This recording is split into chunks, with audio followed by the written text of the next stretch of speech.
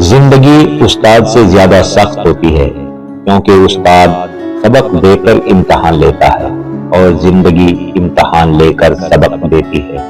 لوگ صرف خود کے سگے ہوتے ہیں۔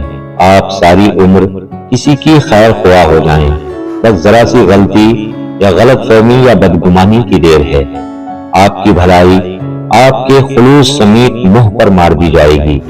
بعض لوگ کہتے ہیں کہ وہ غلط بات بالکل بھی برداشت نہیں کرتے، دراصل غلط بات ہی برداشت کرنے والی ہوتی ہے، اچھی باتوں کو برداشت کرنے کی ضرورت نہیں ہوتی۔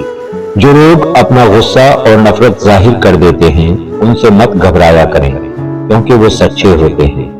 کچھ لوگ آپ کے جذبات کے ساتھ اتنی چالاکی سے کھیلتے ہیں کہ آپ ہر چیز کے لیے خود کو ہی قصوروار سمجھتے ہیں۔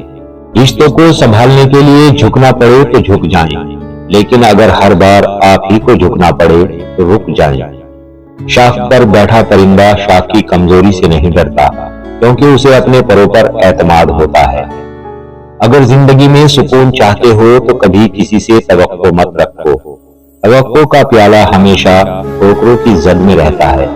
انسان بڑی عجیب فطرت کا مالک ہے، یہ مرے ہوئے کو روتا ہے اور زندہ کو رلاتا ہے۔ چہروں کی سفیدی اور محلوں کی اونچائی پر مت جانا۔